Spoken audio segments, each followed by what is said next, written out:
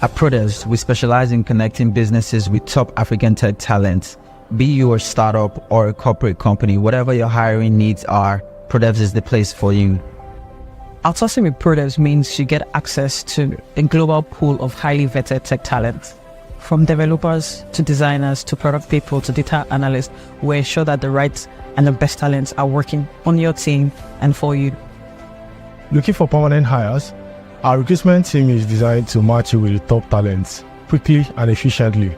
We take care of the heavy lifting, from vetting candidates to getting the right cultural fit, so you get the best, faster and quicker.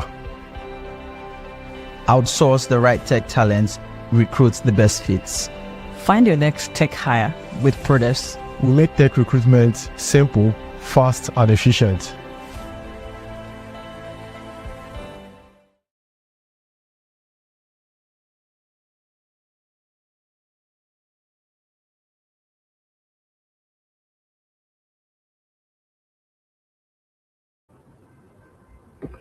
Hello, you're welcome to today's webinar. We're super excited to have you here with us once again. Thank you so much for being here. For taking your time to join us today. I'm just looking forward to, because it's a topic that's at the heart of building a very successful product, which is practical testing strategies that prevents real product failures. And we know that no matter if it's not tested, small issues can quickly turn into major problems. And to guide us through this conversation today, we're delighted to have an incredible guest speaker with us today, Udeme Jalekun. So Udeme will be sharing and will help us improve the way we think about testing and product quality. So without taking much of your time, I'd like to officially welcome Udeme to the floor. You're welcome, Udeme. Thank you so much. Thanks for having me. It's great to be here. Thank you, Prodev, and thanks for everyone who's joined in. So I'll just go right into it without taking too much of your time. Um, we've we all know the drill of having to test products in a fast-paced world, right? Even before the advent of AI, there's been it's been a tester's problem having to always play catch up while working on developmental tasks. And now in the era of AI, it seems like that catch up game is extending, right? So one of the things we'll be looking at today is, or the major this reason for this discussion is to see what are the practical strategies that can be implemented um, in preventing failures, right? In this fast speed world of development, and now with everything being AI defied, if you permit me to use that term, or AI fied, the speed and the need for speed is even more right now. So what do we do as testers, and how do we stop playing catch up and also match the pace? So strategy one is what I as it's something that is very um it's something I take seriously, because if you have worked in a team that is heavy on feature development, it's one week you might be testing two or three or even more features at the same time. So it means that you need to be able to prioritize what should go and what shouldn't go. In the world of software testing, everything should have been delivered yesterday. Everything should have been ready for deployment yesterday. We all know that language, right? As software testers, and there's usually the bottleneck usually we would say falls within testing. developers have taken a ton of time to work on code, and then they expect testers to perform a miracle and deploy, test everything in a day or two. So how do we stay effective with this need for speed? One, and that's what strategy one addresses: test risk, not just the requirements, right? So usually as testers, as early as possible when you are learning about software testing, you are told to always ask for a requirement document, or ask for a documentation that captures what you're about to test, right? And there's nothing wrong with that. There's absolutely nothing wrong in getting BRDs, PRDs, design documents, or any form of documentation that is available that tells you more about the application outside of exploratory testing. But there's a level that you can take it another third step higher, where you can still deliver quality without, even when you don't have the luxury of all the time, right? And that's risk-based analysis, risk-based testing, and assessment of your applications. That's what strategy one really focuses on. Uh, we are not trying to mirror your test plan strictly to the specifications. You are asking yourself several questions even after reading the requirements and the specifications, right? If you check the documentation available and the requirements available and the test cases that should cover all those requirements, right? Your test coverage, and you're checking that against the time you have to test. The, the way you can ensure that you deliver good work within that time is strategy one, which is running that risk assessment. So the specs would likely tell you what should work, but risk analysis will tell you what could break, right? So you pick your requirements after you've gone through them, and you decide what would this. I may have 100 test cases, right? But not all 100 test cases will take all of that attention. So let's move on without dwelling on this too much. So, how do you prioritize based on risk?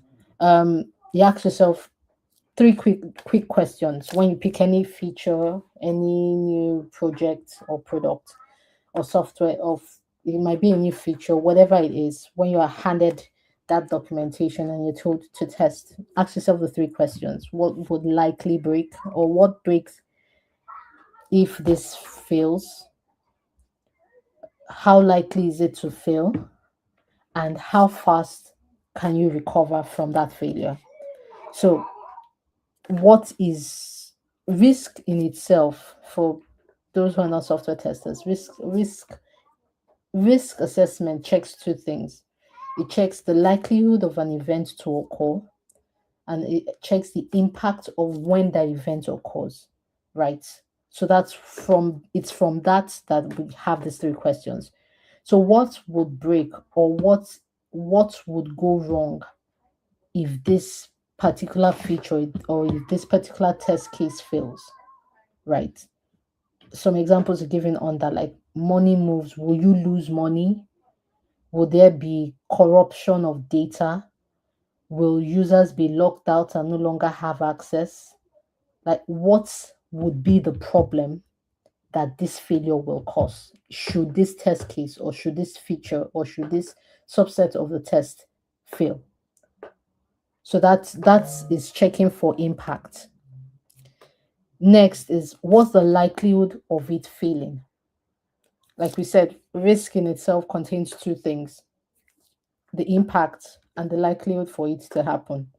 So how likely is this issue to happen, right? And what are the guiding principles or conditions that would be set in place for this to happen, right? So that second question checks the likelihood. You can see maybe everything can be fine now, but when there's an entry or deployment of new code, new features, there's a likelihood that this may happen. For experienced testers, you most likely sometimes will see a particular test, and when you ask when you raise a bug on that test and it's fixed, and you ask how was it fixed, right? And you are told how it was fixed, you can tell if in the event of a new feature or a new addition made to that particular module, this issue may likely resurface. So you analyze, there's a way you can analyze a particular issue, even if it's fixed, and you can tell that it will happen again if you have an understanding of how it was fixed in the first place. So checking the likelihood of that failure. When will it likely fail? Will it be when a new code is added? Will it be when a complex logic is added? We'll fall back to this issue again. Or is it an issue that will happen when we have a new partner integrated to? Essentially, checking the likelihood that that event will happen. That's what question 2 addresses. Question 3 is sometimes what we as testers don't do. We don't have a recovery plan. So we just say something is, I know a number of times we've raised issues or we've raised defects and bugs, and it's moved to the backlog because it's either not priority at that time for the team, or most likely it's not priority for the team. So it's moved back to the backlog and it never really gets the fix that it should, right? So we forget about it over time. But even when those issues are yet to be resolved and there's still actual defects in production, what's the recovery plan? You still need to weigh the risk of it being a live bug on application. What's the risk and what's the recovery strategy, pending when the team will have time to go to the backlog and fix that issue? So should this event happen on scale and affect X number of people, depending on your users, clients, X number of clients or X number of users, X number of students, X number of patients, regardless of the nomenclature of your users. If it affects these people, what's our strategy? What's our recovery plan? A lot of the time, we as testers have no idea of that. Well, sometimes we'll say a rollback. A rollback should answer all, but rollbacks are not the ultimate solution. Sometimes we devise a workaround. So as a tester, you check, I encountered this issue. Was I able to still proceed past that steps, past that phase of the application using an alternative route, right? That alternative route you used is going to be your recovery plan. So should users be having an issue on the mobile app, for example, and you tried it on maybe another OS, maybe you're facing the issue on Android and you try it on the iOS and you see that that issue is not on the iOS, but they're not able to, there's no bandwidth to fix it on that issue on Android. You already have a recovery plan. You tell the customer, should the customer encounter that they can log into another device or another OS and try it out, or log into the web version of your application to try it out. That's a subtle recovery plan, as against telling the customer to uninstall and check for a previous build or something, right? So that's like a practical example of implementing those. So those are the 3 questions you ask. So the risk assessment metrics consist of 4 quadrants. There are different, there's the 3x3 metrics, but we'll be looking at this simple metrics. The 3x3 metrics has high, medium, low risk categories for that, but we'll just be looking at this simple 4 quadrant risk metrics. So how do you apply this? After you've asked those previous 3 questions, how do you then apply the metrics? You check for high impact, or what do you do after you've assessed those test cases or assessed the features and its functionalities?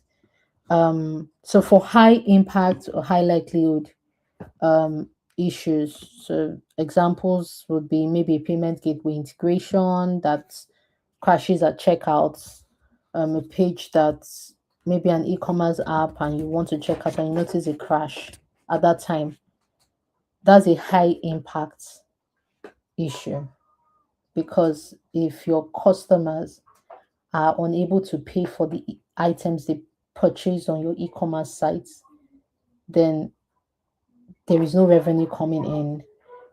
Your customers are disgruntled because they've seen the designs, the items they love and they want, but they can't get it, right? So the impact there is high.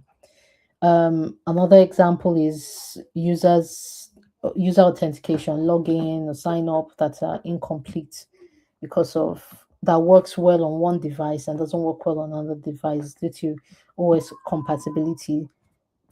Those are high impact issues, right? Because if a user cannot sign up, the user cannot gain entry. And the problem these days with, if you're having an issue with sign up or onboarding, is that there's almost always another competing app that your user will go to, and they'll just uninstall your app. So you can't afford that, and that's why it's high risk. So what do you do in such a situation? For high risk, yes, we'll say high risk issues. That is, the impacts are high, the likelihood of it happening is high, because every day you would at least have someone who wants to sign up on board on your app. So the entry point, which is your authentication, should be intact, right? It's a critical issue. You can't let it slide. Any issues around that cannot go to the backlog. You need to and block that issue, raise, escalate, because it needs to be fixed. That issue potentially can stall or stop a deployment, right? So usually the reaction would be pause everything and fix that, right? As testers, you do deep testing for such areas. So these are just examples, but they extend beyond this. For such areas, do deep testing, automate as much as you can, depending on what phase the application is, and halt release until that issue is fixed. For high impact, low likelihood issues, examples like applications that slow down when X number of users hit a particular page, is a high impact issue, because if it affects the usability of the application, then users will not enjoy their time on the application and there will be a churn. So for high impact and low likelihood issues, slot those issues even when they're fixed, watch for them, monitor them, slot them in an automated regression test, to catch, so that, because it's high impact, so that you can quickly catch when it happens, whenever it happens, and it is attended to immediately. So the high impact issues need your attention. That's why you are either blocking time to fix it or you are actively monitoring it. For low impact, high likelihood, examples being maybe something wrong with the search bar, it's fixed this time, though it might just be, or a filter functionality. While you can scroll through, most of the times there are some forms we fill and we see a list of countries, and we need to scroll all the way down to Nigeria. You know, Nigeria is N. So you need to go all the way down, right? And some of those features don't have like filters or search. You just need to go down that list, right? While they might not have a such great impact because there's a workaround, you can always scroll. It's not enjoyable. So for those low impact but high likelihood issues, you just automate them to be sure that when you see them, it's caught in your smoke test, you can raise the issue and it's fixed, right? But it's not going to take your attention. It's not severe enough to block a deployment. Then for low impact and low likelihood, things like text changes, maybe an alignment issue, you can just accept that and move on, right? Those are items that can make their way to the backlog. All right, because of time. So we'll move to strategy 2, which is get testing earlier in the conversation, right? I know we've had shift left, right? And for every tester, several years ago when I first heard this shift left, I used to be amused. What do they mean by this? What do they mean by this? They always carried it like gold. And well, I later found out what it meant. It just meant early testing, right? Or getting the team involved early in the testing process. So the cheapest bug fix is the one that was never written, right? That's the cheapest one, the one you were able to prevent before you even had to write that defect report. So shift left is a practice. It's more of a practice. It's not just a philosophy. It's more of something you need to actively work on. All right. So shift left. What does it actually mean now? Right. There are different stages highlighted, like 4 stages. What we used to know it as, and what in shift left it should look like. So for requirements, usually, I know many people have started learning software testing recently, but if you were there a few years back, you understand most of this traditional approach better. So on the requirement stage, you receive QA will receive specifications, and then tests are written like towards the end of the whole development process. For shift left, in shift left testing, QA reviews the spec for testability that is early enough, right? They don't receive it after the application has been built, right? It's received early enough, right? So the QA is involved in the design reviews. QA is involved in the BAs or the designers session, the technical review sessions, the deep dives. The QAs are in those meetings. They are not brought in later, right? So that's for requirements. For designs, the old strategy would be don't involve QA in the design decisions. It's not their business. But in shift left, QAs are actively involved. It's a QA's job to flag integration risk, um, check the API contracts before the integrations actually start. So it's not the developers that only get those API contracts or the documentation to read. The QAs are also brought in early enough, and they also do that review, right? Asking the questions, checking the different use cases and edge cases. For development, developers write code. In the traditional approach, developers write code, QAs wait for a build. In shift left, developers most likely write unit tests. I said most likely. I know why I said most likely, but let me just run. Unit test, and the QAs are also involved in not just the automation test, but looking through the complex flows, testing along with the unit tests that have been written and by the developers, essentially being involved in the early steps. Then finally, testing. Testing is not a finally we would give it to testers decision. It's something that has happened from the very inception of that ideation of that particular feature, because the testers have been carried all the way through the designing, the refining, the prototyping, and all those steps, right? So, strategy 3, test the failure modes nobody remembers to test. Yeah, I guess that's essentially what software testers are told to do. Always check that you hear software testers are accused a lot of the time for being the ones who do not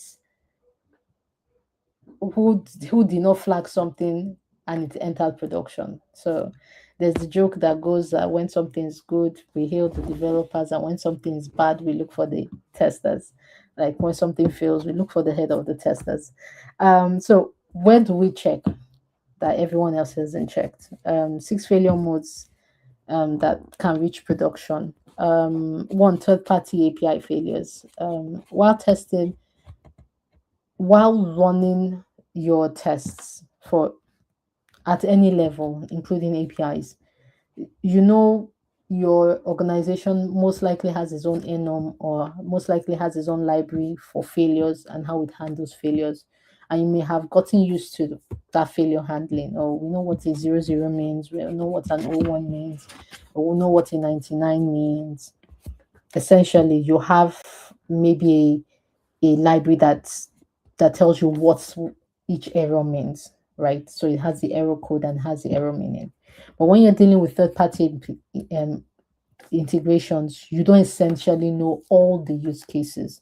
So in as much as you try to expand your test coverage to see the different use cases that can happen when you manually test those that integration, right? There's still the okay, how do they handle the else part of the statement? So if this happens, this is the error we display. If this happens, this is what they display. What if an unknown error happens? What should we expect from that provider? Right? You may be aware of how it runs within your application, but for third-party implementations, you need to go in to find out how do they interpret certain issues. Do we need to remap our errors to tune it for this third-party implementations? How do we not confuse our customers because we did an integration, right? So that's for third party testing. Then boundary and edge cases. This, if you're a tester, you already know the importance of this. Checking for negative amounts, checking that a minus 100 as an amount or minus 100,000 as an amount doesn't credit the user with the actual 100,000 naira, right? Checking the boundaries essentially. Device and network degradation, checking the performance of your applications across different internet connectivities, different device types, different OSs. This I recently learned how important it is. If you have a feature that and most of your application or most of your users are on a particular OS or device or use a particular type of device, right? You need to also see what they see and ensure that your conditions for testing are as close to them, if not lesser, than the conditions your users are. So don't assume that all your users will be in, I'm trying not to call locations that will make people feel good or make others feel bad. But say you live on the island, let's assume the internet on the island is great and that's your base for testing, right? Don't just assume that because everything works perfect, you're using the same low-end device that your users use, but you have great internet. So every user that uses that same low-end device has that same experience. That would be a wrong conclusion, right? You need to be able to mirror your users' conditions and even lesser. So if they are still using OS 15, if they are still using there's OS Android 15, if they are still using Android, go and look for things lesser than that Android 8 or anything lower. If they are using so I don't know why the examples are not coming to my head, but essentially that's it. Target lower, right? Target 2G, see the behavior, optimize that behavior, even though that condition is not suitable, because you might launch a feature that most of your users would be people in those brackets, right? You don't want them to have a first encounter with the application and it's not running as smoothly as it is for high-end users, right? So other failure points, session expiry, check how you handle your sessions, check how you handle timeouts, error messaging. This part can't be overemphasized. Are they customer friendly error messages? Will your customer need to go and check Google to understand your error messages? Right? Are you displaying lines of code instead of a simple English or simple text that they can understand?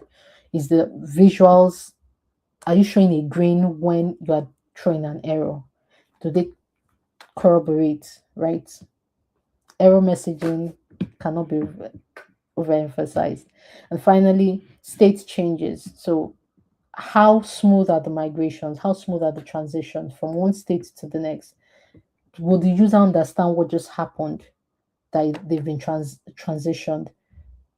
put going through your testing with the eye of the users, especially if you know the crop of users that you have, and targeting conditions that are a bit lesser than the users. Once you optimize your applications to run very well in environments that are not conducive, then you know that it's not just in the perfect environments, perfect conditions, 5G internet, um, iPhone or iPhone. What's the latest iPhone? I don't even know. I'm not keeping track.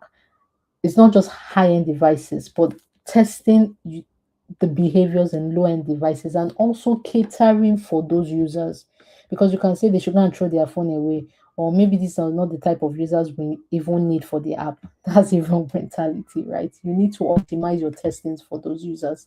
Okay, so fourth and I think final strategy is make good testing structurally inevitable. So testers are not the sole custodian of quality. It's a team effort, right? Even though we as testers are like the reference point for these are the people that we consciously put in place to ensure that the quality of this application is top notch. We are not the sole custodian, right? So that's what this final strategy is saying, and it goes about to say how you can implement automations that work and not just exist because you want to create tests, right? Um, Automations that will scale flaky tests, that you get feedback, perhaps that will run completely under X number of minutes so that you can get feedback as quickly as possible because you want to be in the know before your users. If your users actively, if you work for a system that actively transacts, your users actively transact in a particular time zone, maybe it's at night in your time and it's day in their time, right? You need to be able to set your automated test such that you get those feedback before your end users see those issues, right? Um, Failure block releases. Once a new code is pushed and there's a failure, typically everybody should go check what failed and fix it as soon as possible. Then tests um test live in the same repo as the code. So setting your tests to run in the same repository where your code base is, right? So that it's updated and you update your tests.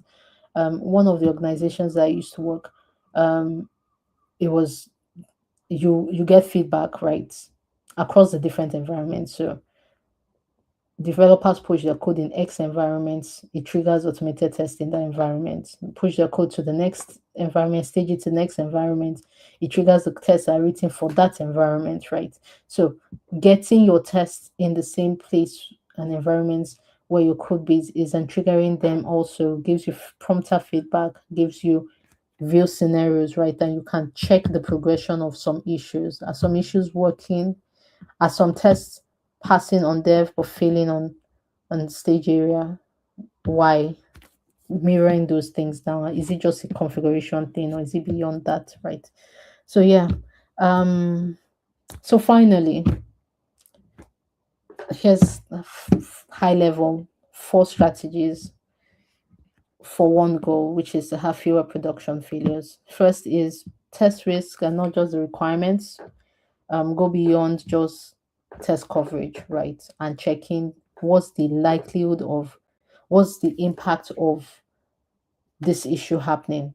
Ask yourself or your team those 3 questions we mentioned earlier on risk assessment. What's the likelihood of this issue happening? When it fails, what's really would break, right? And finally, how do we bounce back if eventually it fails, right? What's the workaround for it? um Strategy 2 was early testing, like shift left, getting into the conversations early enough, right? Getting into those ideation conversations when the concept or the idea of the product is being formed, when the BAs are getting the ideas and developing them into user stories and all. Get into those conversations early enough so that you can spot those issues even before a line of code is written. Three is strategy three, test the failure modes nobody remembers. And we listed like six of them, areas that you could look at. And finally, make good testing structurally inevitable. All right, so yeah, that brings me to the end of this, and thank you for listening.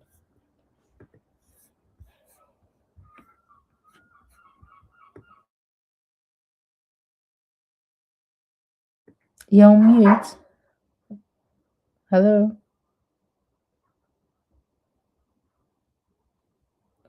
Okay, is it just me? I can't hear you, Daniela.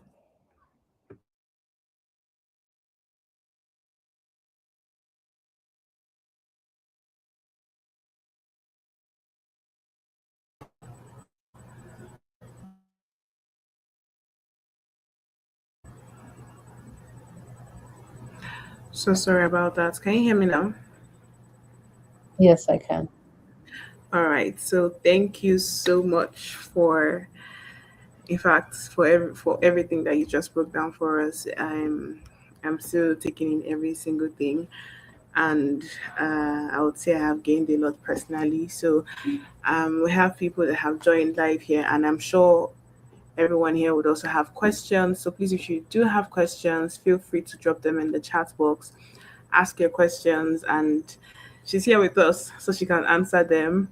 Don't leave any question hanging here. If there's something that you feel that question has been burning in your mind about QA, please feel free to ask now. You can drop your questions. So personally, I have a question. I have several questions for you here. The first one, you mentioned that teams should test risks, not just requirements. So, what's the biggest mistake companies make when prioritizing what to test? Okay. Companies or testers in the companies, biggest mistakes they take when prioritizing what to test. Um, Yeah. I think one of the major challenges is the need to test everything. Um, Testers have written or have collaborated with AI and has generated test cases, quite a number of test cases that they believe covers all edge cases, positive and negative tests. And there's a pressure to test everything so that you can sleep at night. Essentially, to say that you owned it, that I tested it though. Not that your mind is saying, Yeah. it's just XYZ. Are you sure it Did won't I break? test it? Did I not test it? Yeah. Yeah.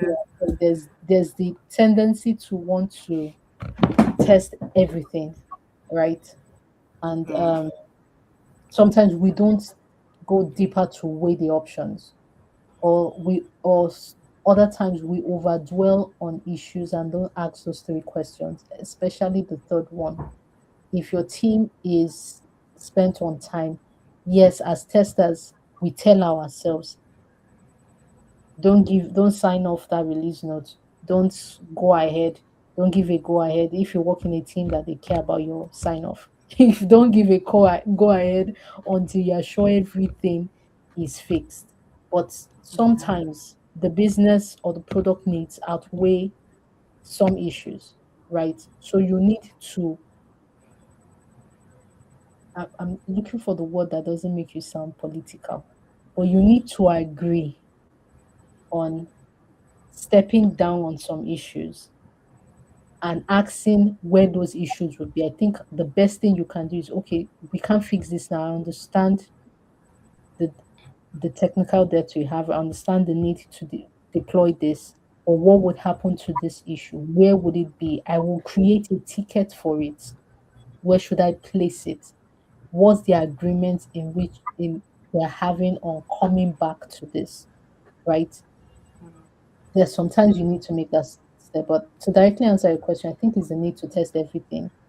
I think it's also the need to want to ensure everything is fixed before you go live, right? Sometimes just weigh the impacts and ask yourself, what would happen should this failure, what would break, what's the criticality, what's the impact of this? Is the impact higher than we not deploying at all and we releasing it to the market? There are some assessments you do that you can come to the conclusion that okay, we can put this in the backlog, we can revisit this, right? Because I have weighed it against the impact it will have, right? So yeah, I would say that's Wow, thank you so much. I think you answered that question thoroughly for me. So my next question for you is of the six failure modes that you highlighted, which do you see causing the most expensive production failure? most expensive. It really depends. It really Okay. depends on a number of things. What's your product? What is it? Financial product? Is it a high risk product? Is it financial product? Is it an educational product? Is it a health product? Finance, health. The impact of certain things or the the risk appetite for those particular areas is higher when you compare it to maybe a social media app, right? The worst that would happen is that you posted a video and the video did not upload. Nobody died. It didn't cause anybody's death. Most likely, okay, we are monetizing content now. So some people will come if I say you did not lose money. But essentially, you get that the risk appetite for that is not as high as you imputed minus 100 naira. Your balance remains the same, but the person got the money.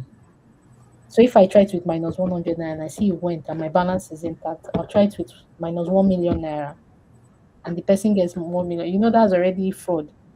You're already seeing a loophole and you are capitalizing on it. So the impact on that, and these things don't take time. You can do it, you can do 6 transactions in a space of that also depends on the checks your your application has. But you can do a number of transactions in 10 minutes. Once you discover that issue, in 10 minutes, you can cause major havoc, right? So, depending on the risk appetite of your application, I would say, Okay. I would say, hmm, is there one thing? Well, okay, so let's do elimination method. Let's eliminate device and network degradation because there are workarounds for that. State changes and data migration can be very serious. So that will stay. Boundary and edge case test. Essentially, it really depends. I can't pick one and say it applies is the highest critical one. A number of times, third party integrations might be airtight. The third party partner might have seen shege in their previous life and have blocked all possible vulnerabilities, right? So I won't be quick to pick a third party um, failure. I'll, I can't say one because all of them have potential ability to cause damage, right? So maybe top two would be third party integrations and states changes and data migration. Okay. Thank you. All right. So we have another question here from Kelvin, and he said, "You mentioned things like API failures, session expiry, and poor network conditions. Which of these do teams most often overlook, and how do you make sure they don't get missed during development?" Okay, so if you join the fast, oh, okay, you're reading the first one. All right, so poor network API failures. Which of these the teams most often overlook? API failures, session expiry, poor network conditions. I would say it's poor network conditions because there's this while what depending on the nature of the test that they experience and their history of issues that the issues that they have faced, they most likely would not create test cases around network conditions. They just assume that I'm using Starlinks. Everybody uses Starlinks, right? We are fine. Internet connectivity is great.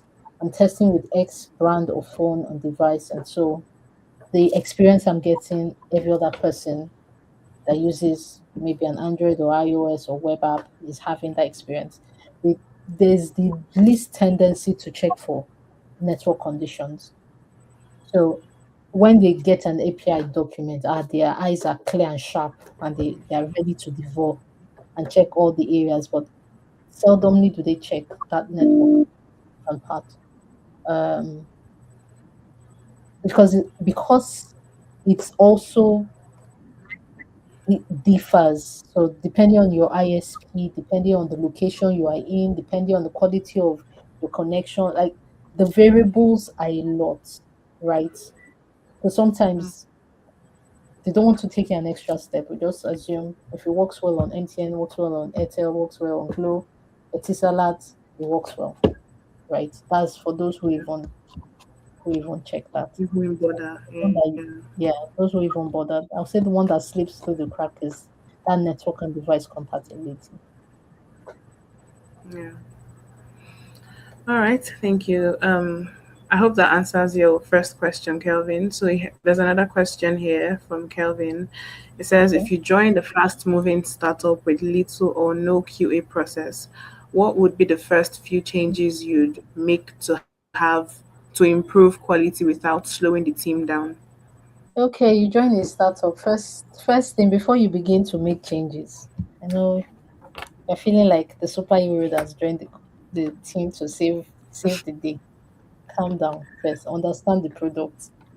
Your first job would be to fully understand what you put your head into.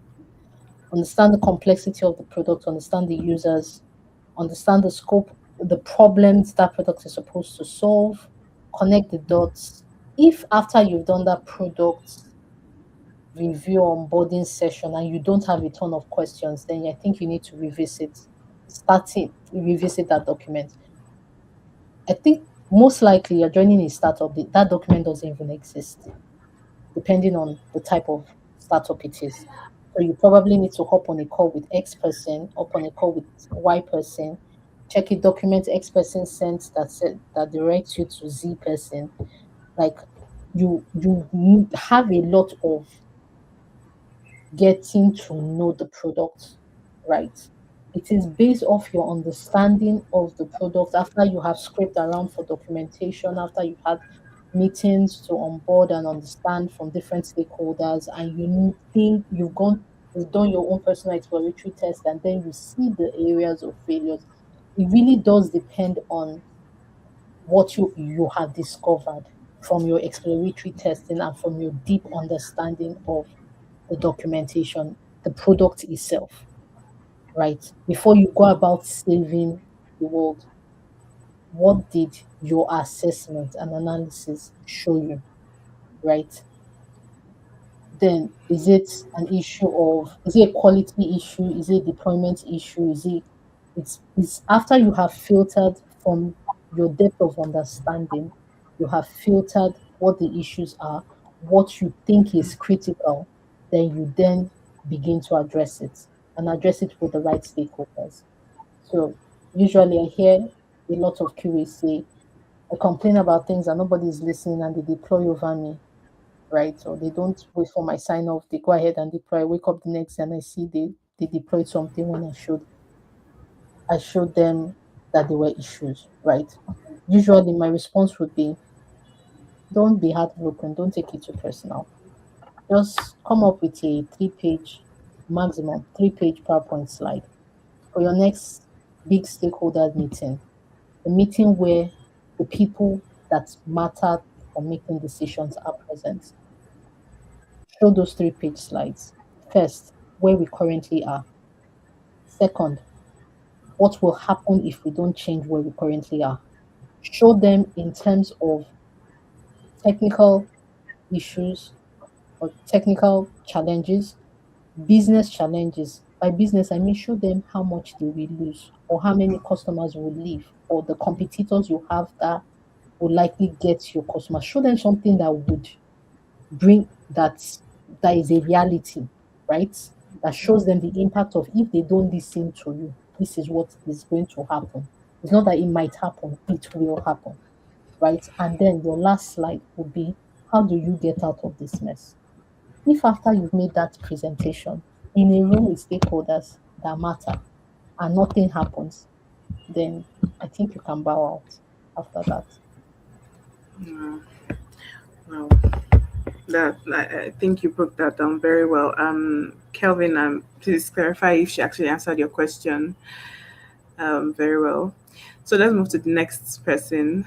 The next question. This is from Marketing Revolution, and it says, "What is the better framework to use for end-to-end testing, Cypress or Playwright?" Okay, so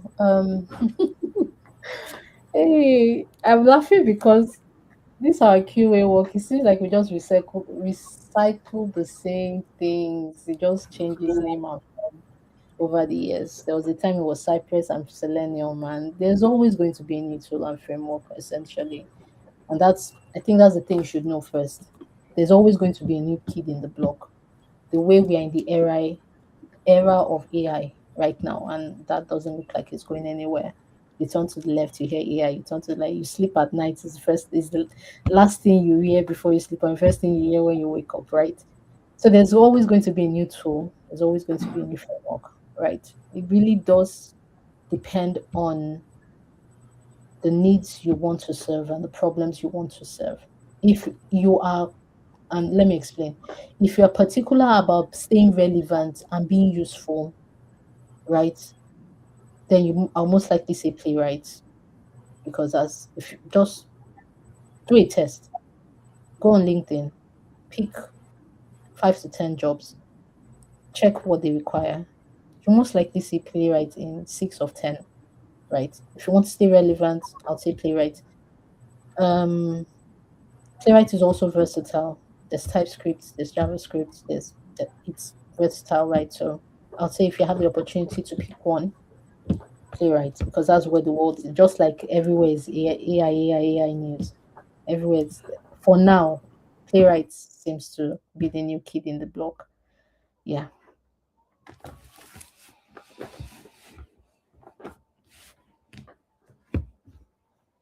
Are you still there?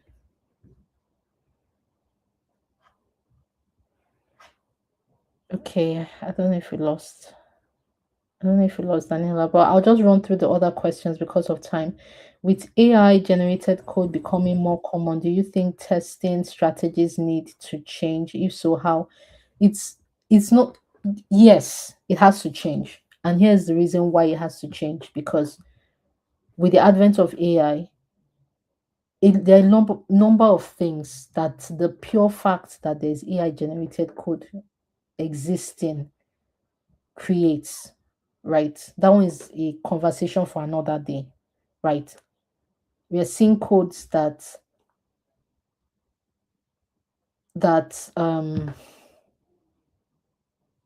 don't know how to best explain it, but essentially for AI generated code, the test strategies have to change because with AI you deliver X times faster, meaning that QAs who were considered once upon a time the bottleneck to deployment would have so many things moved in their buckets at the same time. So they need to update their strategies to be as fast as the influx of tasks that's coming their way, but still be thorough.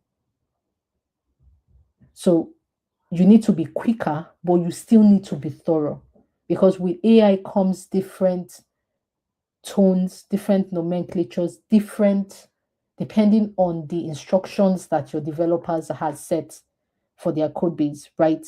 It follows a certain pattern. And sometimes there is the fear of over reliance on it that most times people don't even do the basic checks. So the onus falls on the testers to get a grip of AI to test because AI testing is another kettle of fish. But you need to be faster and yet you still need to be even more thorough because of all the why AI has benefits, it also has its own demerits. So yes, those strategies need to change. It needs to change to quicker, utilize the tools also, utilize AI augmented testing tools also, but consider them a fellow tester, like you are co-testing, right? You need to know what you are using the AI to test, or else AI will give you garbage and there's no way you would know that you've been dished garbage, right? So you still have to have that domain knowledge, you still have to understand that framework very well to be able to correct and assert when your AI augmented tool has messed up and correct it, right? So it's a code tester. It can act as a code tester. It does not replace your thinking, right? Yeah, so I don't know if Daniela is back. Can you hear me? Okay, I'll just quickly take the others. Um some for someone transitioning into QA, what practical skills and tools should they master first? The fundamentals. Master the fundamentals, or what is popularly called manual testing.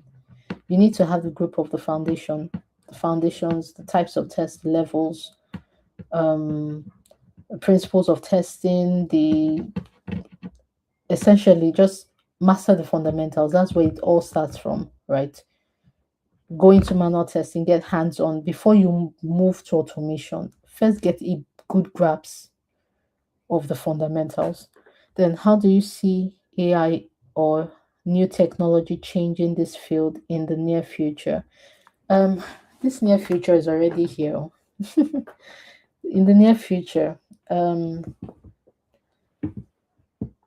as a tester, so I'm assuming this question is still coming down to QA testing. You need to accept that we are in this era and it's not going anywhere anytime soon. While there was the industrialization era and there are so many eras that have come and gone, I think we'll be in this AI era for a while. So for you to leverage this, you need to be updated with AI tools, how to augment AI to deliver quicker yet efficient work, right? Look into careers that are, while we're saying AI is taking some jobs, it's also creating jobs, right? So look into those areas that you can broaden your AI knowledge, broaden your application, and just invest in learning about it because it's not going anywhere anytime soon. So as a PM, what is a standard format for QA test? As a PM, what is a standard format for QA test? There are a lot of QA test documentation and templates available online. You can pick, you can surf for any, and it also depends on what the test cases are. If you're writing test cases for API documentation, in fact, there are tools that could help you with that. So for test cases and test plan, there are a number of samples and templates available that you can look through them, see the one that aligns with your organization and implement it. How early should QA be involved in product development? I would say as early as ideation, right? So someone can come to you and say, I want to build, my popular example, I want to build a pen that can fly, right? And you hear that idea and you're wondering, what problem is this pen solving? As soon as the idea, as soon as the ideation step is, if you can get a designer to draft prototypes, then you have started something and the QA should be involved because we ask those questions, right? So yeah, I think that's all for the questions. Yes, the near Yes, future the is near here. future. Yeah. All right, I guess you're All back. right. Wow. Thank you so much, Udeme. Thank you so much. I think, yeah, you've answered all the questions already. If you have any more questions, please, you can always ask on our social media, or, yeah, you can always ask on our social media and we'll get the questions to her and she'll answer your questions. Thank you so much for today's webinar. It was really insightful. I learned a lot, and I'm sure everyone that joined too also learned a lot. I mean, this is one webinar where you don't just watch and you leave. You come back and even replay the video again just to learn one or two things again. It's not something that you just go and then forget everything that you've learned. We really do appreciate you for taking your time to break these things down for us, Udeme. We are so grateful. Thank you so much. And I'm sure everyone that joined here today is also very happy that they learned so much here today. So on that note, we'll be ending today's webinar, and we're happy that you joined us today. Thank you so much, Udeme. Thank you once again. And thank you everyone. Thank you everyone for taking your time to join today's webinar, and we will call it a day here. Bye.